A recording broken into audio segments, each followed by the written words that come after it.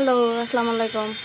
আজকে আপনাদের একটা গল্প শোনাই। হ্যাঁ, গল্পটা হচ্ছে একটা আপু কয়েকদিন আগে আমার কাছ থেকে একটা প্রপোজ নিয়েছে। হ্যাঁ, তো প্রপোজ নেওয়ার পরে আপু এটারে মানে এমনভাবে টেম করছে। এখন যদি আপু ওয়াশরুমে যায় তাও ওই পাখি নিয়ে যেতে হয়, সে রাত্রে ঘুমাইলেও ওই পাখি নিয়ে ঘুমাইতে হয়, মানে প্রপোজ আর কি।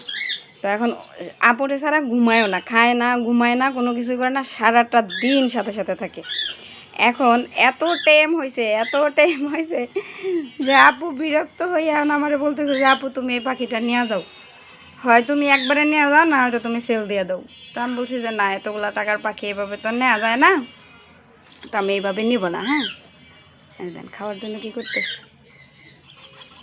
হ্যাঁ, এইভাবে তো আমি নিব না, যদি আপনি চান তাহলে আমি সেল করে দিতে পারবো, কারণ যেহেতু অতিরিক্ত টাইম হয়ে গেছে, এখন পেজে পোস্ট দিলে যে কেউই নিয়ে যাবে।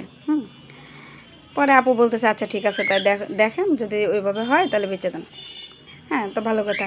এখন আপুর কথাটা শুনে আমার এত হাসি লাগছে যে মানুষ একটা পাখি নিয়ে টেম করতে পারে না, আর এই আপু টেম কইরা সেই পাখি এখন আবার ফিরিয়ে দেবে কি জন্য, এর কাছে আমি বিরক্তি ধরে গেছে যে পাখি অতিরিক্ত টেম হয়ে গেছে।